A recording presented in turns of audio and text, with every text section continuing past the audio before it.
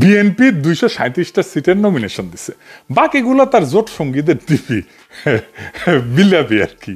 তো জোট সঙ্গী সবাই হারবি, সবাই দল বেঁধে হারবি, একটাও জিতবি না, লিখে রাখেন। এমনকি আন্দালিব পার্থও জিতবি না, লিখে রাখেন। কেন জিতবি না? নির্বাচন কমিশন কইছে এবার নিজের দলীয় প্রতীকে নির্বাচন করা লাগবে। তো আন্দালিব পার্থ জিন্দিগিতে তার নিজের মার্কা নির্বাচন করেছে? করে নাই। তার মার্কা কি জানেন? গরুর গাড়ি মার্কা। কে চিনে তার মার্কা? এই মার্কা দাঁড়াইলে কে ভোট দিবে? তো মনোনয়ন বঞ্চিত প্রার্থী আছে, সে পুরা দলকে আন্দালিব পার্থের পরাজয়ের পিছে লাগাবে। কারণ তার তো প্রমাণ করতে হবে যে আন্দালিবকে মনোনয়ন দেওয়া ঠিক হয় নাই। তবে আন্দালিবকে না হারাইলে তো তার এটা প্রমাণ করা যাবে না। তার পুরা ভোট যাবে আন্দালিবকে যে হারাইতে পারবে তার বাক্সে। তো ধানের শিশি যদি না পায় এই জোট সঙ্গীরা, কেউ জিতবে না। জামাত কিন্তু কখনো নিজের মার্কা ছাড়া ভোট করে নাই, জোট করলেও। দেখেন মতিউর রহমান নিজামীর পোস্টার দেখেন, দাঁড়িপাল্লা নিয়ে ভোট করছে সবাই, জামাতের সব ক্যান্ডিডেট। তার মানে 63টা সিট মায়ের ভোগে চলে গেছে অলরেডি।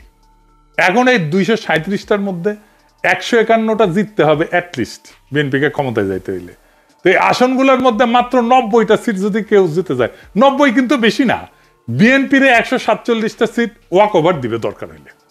কিন্তু 90টা সিটে মরণপণ লড়াই করবে, ভালো প্রার্থী দেবে, ভালো বাজেট দেবে, কেন্দ্র সামলাবে, ভালো প্রচার করবে, সব কর্মীদেরকে ওইখানে নিয়ে আসবে। মাত্র 90টা। বিএনপি সরকার গঠন করতে পারবে না। 90টা সিট জিতে নেওয়া বাম হাতের কাজ রে ভাই। হিসাব সিম্পল।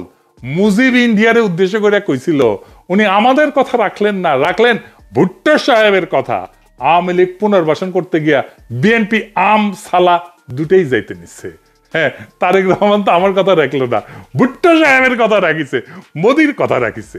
বিএনপির কপালে ক্ষমতার গোস্ত আর নাই, বিরোধী দলের ঝোল খাইয়াই খুশি থাকা লাগবি। আর আমরা কমো গোস্ত তো পেলু না, লে ঝোল খা ঝোল। এটা বুঝতে হইলে মির্জা ফখরুলের জাস্ট কয়েকদিন আগের একটা বক্তব্য আমরা আরেকবার শুনি, যেখানে সে কইতেছে আওয়ামী লীগাররা নাকি অসহায় অবস্থা আছে। আগে শুনেনি, আপনারা আবার শুনেন। শুনেছেন আগে, আবার শুনেন। এখন আমাদের যারা এখানে নৌকা পড়তেন সারা বাংলাদেশে, তারা তো একটু অসহায় অবস্থায় আছে, যে আমাদের মূল লক্ষ্যে পালাই গেছে, আমরা এখন কি করবো।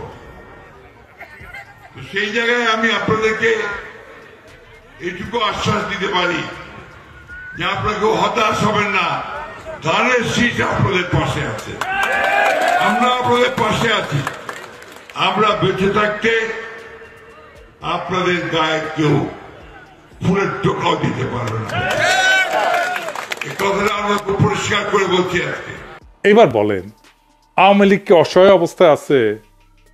সে তো শুধু এটা বলে নাই, সে বলছে মামলাও তুলে নিবে। শুনেন, আওয়ামী লীগ যেভাবে মামলা করছে আমরা সে মামলা করতে চাই না। যদি মামলা হয়ে থাকেও আমি আপনাদেরকে কথা দিচ্ছি, সমস্ত মামলা তুলে নেওয়া হবে।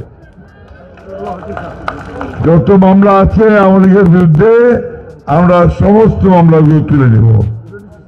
সে নন্না মুন্না ফ্যাসিস্ট ডিক্টেটরের পা ধরে সালাম করতে চায়, আবার সে না গণতন্ত্রও চায়। হ্যাঁ, ওরে মা।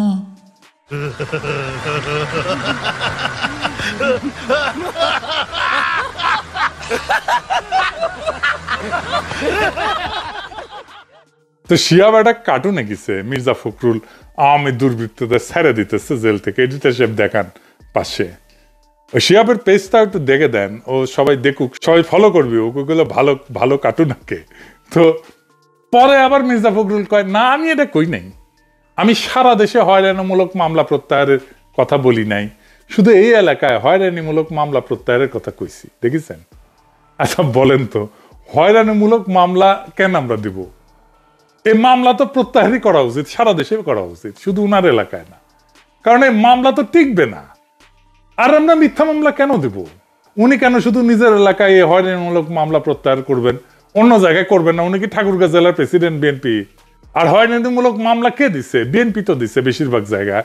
মামলা দিয়া এই যে মামলা দিবে টাকা নিচ্ছে, দেখেছেন? মামলা দিয়ে সেটা প্রত্যাহার করে আবার টাকা নিচ্ছে, খালি টাকাই টাকা। বিএনপি নিজেই নিজের দলের লোকরা এই কারণে বহিষ্কার করেছে। তো বহিষ্কার টহিষ্কার এই সমস্ত আইওয়াস, বুঝেছাও? যাদের বহিষ্কার করে তাদের আবার দলে ফিরায় না, মহাসমরায় দেখেছেন। আর কত কমো, মির্জা ফখরুল এত সিনিয়র নেতা, প্রত্যেকদিন ধরা যায় ওনারে, তা ধরি না, মায়া কইরা আর কি। এত সিনিয়র নেতা, তাও রাজনীতির একটা বক্তব্য কিভাবে দিতে হয়, গুছায় বলতে হয়, সেটাই বলতে পারে না, গুছায় কথা বলতে পারে না। রাষ্ট্র ক্ষমতার যাবি, কি শখ! কুজা রাষ্ট্রই শেষও আর শখ হয়। মির্জা ফখরুলের শখ হয়েছে সে রাষ্ট্র ক্ষমতার যাবি, মন্ত্রী টন্ত্রী হবি আর কি, বুঝেছেন? দেখেন কইছে জনগণ সনদ গণভোট বুঝে না, দেখেন দেখেন সেই কইছে। তো যদি নাই হয় তাহলে গণভোটের নির্বাচন একই দিনে চায় কেন? জনগণ তো গণভোট বুঝেই না, তাই না? আগে তো বুঝাবি জনগণকে। জনগণ যদি নাই বুঝে গণভোট সনদ, তাহলে গণভোট চাইবি কেন বিএনপি? কন্ত কথার কোনো মানে আছে? কথা কয় কোনো মানে নাই, তারপরে দমে দমে মিশা কথা কয়। আগে কলকাতার মিডিয়াতে এই সময়ে একটা সাক্ষাৎকার দিছিল, কইছিল মুক্তিযুদ্ধে অর্জিত সংবিধান রক্ষায় আজও আমরা স্বাধীনতা বিরোধীদের সঙ্গে লড়াই করছি, বামের আমাদের সঙ্গে আছে, বুঝেছ? আবার দেখেন কইছে তবে বিএনপির পক্ষে আমি আশ্বাস দিচ্ছি, জামাতকে আর সুবিধা নিতে দেব না, আমরা চাই ভারত সবার সঙ্গে যোগাযোগ রাখুক, বুঝেছাও? আমরা কলকাতা যাব, কলেজ স্ট্রিট থেকে কত বই কিনেছি, আবার সেই সুযোগ পাবো, সিনেমার থিয়েটারও দেখবো, মানুষে অবাধে যোগাযোগ হবে, ভিসা প্রক্রিয়া সাবলীল হবে, ভারতীয়রাও বাংলাদেশে স্বাগত, ভুল বোঝাবুঝির অপসারণ ঘটুক। আহারে আহারে কি স্বপ্ন, স্বপ্ন দেখে মন খালি শুধু। তো পরে বিএনপি কয় এই সাক্ষাৎকার ভুলভাবে উপস্থাপন হয়েছে, ঠাপ খেয়া। তারপরে আরো বেশি ঠাপ খাইছে, তখন মির্জা ফখরুল নিজেই কয় এটা আমি দেই না সাক্ষাৎকার, এটা এআই দিয়ে তৈরি করা হয়েছে। তারপরে অনামিত্র মজুমদার যে সাক্ষাৎকার নিয়েছে তার ছবি সহ নিউজ ছাপে দিচ্ছে, দেখিছে? হ্যাঁ, কেমন মিশা কথা কয়, কেমন মিশা কথা কয়। মানে এটা মানুষের মিশা কথা বড় একটা লেভেল আছে। তো বুড়া বয়সে মানুষ মিশা কথা কম কয়, যত বয়সে বাড়িচ্ছে এ বেটা মিশা কথা তত বেশি করছে। জামাই কোটের বুদ্ধিজীবী অনারের কথা বলে, অনার কোটের কথা বলে, এই হইতেছে বাটপারদের অনার, বাটপারি করবে তারপরে আবার অনারের কথা কইবে। মানে এর বাটপারির সীমা নাই। ইন্ডিয়ার গোয়া সাইড ধরা পড়লে বলবে কই নাম তো, আমি তো বলিনি।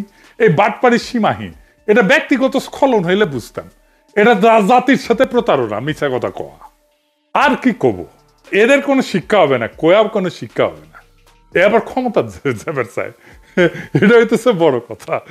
বাংলাদেশের রাষ্ট্র ক্ষমতা দিতে চায়, মানে মনে করিছে যেহেতু হাসিনা গেছে আমরা কেন না, হাসিনাও তিনকে করেই গেছে, কথা কয়ে মিশাতে কথা কয়ে এখনো কয়।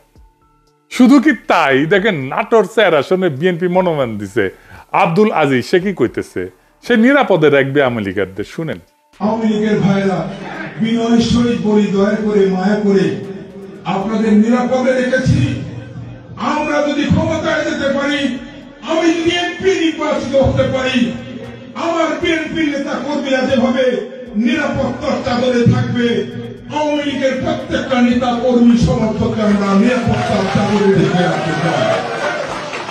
আপনারা আমাদের অসম্মান করবেন, আপনারা আমাদের সম্মান দিবেন, আপনাদের নিরাপত্তার দায়িত্ব আমার কাঁধে আমি তুলে নিব, আপনাদের কাছে ওয়াদা দিয়ে নিব। দেখেছেন, শুনেছেন? হ্যাঁ, আবার দেখেন আওয়ামী লীগারদের কইতেছে আমাদের সহযোগিতা করেন, আমরা আপনাদের হেফাজত করব। বিএনপি আগামীতে সরকার গঠন করবে, আমি চাই এই অত্র এলাকার জাতীয় সংসদে যেন আমাদের বিএনপি প্রার্থী সংসদে যেতে পারে। আওয়ামী লীগ ভাইদের উদ্দেশ্যে বলতে চাই, আপনারা আমাদেরকে সহযোগিতা করেন, আমরা আপনাদের হেফাজত করবো, যাতে আপনাদের উপর কোনো অফিসার অত্যাচার না হয়। ভাইরা আমার, রংপুর 4 আসনের এমদাদুল হক ভরসা, দেখেছেন ভরসা দিতেছে। হ্যাঁ, এইবার আসেন ইলেকশনের হিসাবটা মিলে দিই, কে জিতবি। তো জামাইগড়ের বুদ্ধিজীবী কইতেছে যে বিএনপি যদি জামাত এনসিপির সিট ছেড়ে দিত তাহলে গণতান্ত্রিক উত্তরণ, কইছে ডেমোক্রেটিক ট্রানজিশন চালাইয়া হয়ে যেত আর কি। কি আর কমু, হ্যাঁ, বাঙ্গু এলিটেরা সবকিছুকে নিজের জমিদারি বলে মনে করে। মানে জমিদারির দুঃস্বপ্ন, জমিদারির প্যারাডাইম মাথার থেকে যায় না। সবকিছুই জমিদারি। বিএনপির ভোট আছে নাকি? হ্যাঁ, বিএনপির ভোট শূন্য শূন্য। বিএনপি জিততো, ভোট পাইতো, কিন্তু এই ভোটটা হইতেছে anti Awami League, anti India vote. এই ভোটে জিততো। আওয়ামী লীগের সাথে লড়াই আমরা বিএনপির নেতা মানিছিলাম, কিন্তু আমরা তো বিএনপি করি না, এখন বিএনপির সাথে নাইও। আগে বিএনপির বিপদে বুক আগায় দিছি, ডিফেন্ড করছি, তার লড়াইকে নিজের লড়াই মনে করছি। যদিও লড়াই কত রুহু করছে সেটার কথা নাই কই। আমারে তারেক রহমান কইছিল আপনার রাজনীতি আপনি করেন। হ্যাঁ, করতেছি তো। হ্যাঁ, তো আমার রাজনীতি দেখতেছেন তো, আপনাদের রাজনীতি পিছু উঠতেছে, পিছু উঠতেছে, পিছু উঠতেছে, কই যায় এটাও দেখবেন। যখন বিএনপির নেতা মানছিলাম, নেতৃত্ব দিতেও ব্যর্থ হয়েছে বিএনপি, একেবারে 1971 শেখ মুজিবের মতো। এখন বিএনপি আওয়ামী লীগ আর ইন্ডিয়ার কোলে চইরা বসছে, তো বিএনপি রে তার আগের ভোটাররা ভোট দিবে? দিবে? দিবে না তো। ডাকসু নির্বাচনের মতো জগন্নাথ হলেই জিতবেন, হ্যাঁ, তাও ফর দ্য টাইম বিং, অল্প সময়ের জন্য। পার আওয়ামী লীগ আর হিন্দুদের ভোট এখন পাইবেন, আর আবার আওয়ামী লীগ ফিরে আসলে আর পাইবেন না ওই ভোট, তখন শূন্য লবডাঙ্কা। ওই গয়েশ্বর রায়ও নিজের ভোটটা দানে শীষে দেয় কিনা আমার সন্দেহ আছে। বেশি কয়া ফেললাম, গয়েশ্বর রায়ের ভোট দিয়ে, হ্যাঁ দেখেন, কইলাম তো, দেখেন। যাই হোক, একটা গল্প শুনে আমার মেডিকেল কলেজে, মজা পাইবেন, এদের সাথে যোগসূত্র আছে। আমরা যখন ছাত্র, তখন আমাদের এক ব্যাচ সিনিয়র অসীম কুমার ঘোষ, আপনারা চিনবেন, রাজশাহীর লোকজন চিনবেন, ক্যান্সার স্পেশালিস্ট, বিএনপি করতো, মার্কাটারি অ্যাক্টিভিস্ট বিএনপির, ভোট করতেছে, মারপিট করতেছে বিএনপি হইয়া। হ্যাঁ, তো আওয়ামী লীগ শুনলাম সে আওয়ামী লীগ হয়ে গেছে, আওয়ামী লীগ করে, হ্যাঁ, হিন্দু কোঠাত, হ্যাঁ, বুঝছাও, আওয়ামী লীগের মার্কাটারি মেম্বার হয়েছে। তো ওই যখন দুঃসময়, তখন হিন্দু সম্প্রদায় বিএনপির পিছে যায়, বিএনপি হয়ে যায়।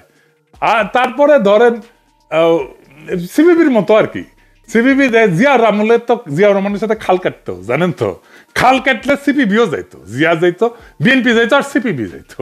তারপরে গেছে, যায় নাই। যখন আওয়ামী লীগ ফিরে আসছে তখন গেছে, যায় নাই।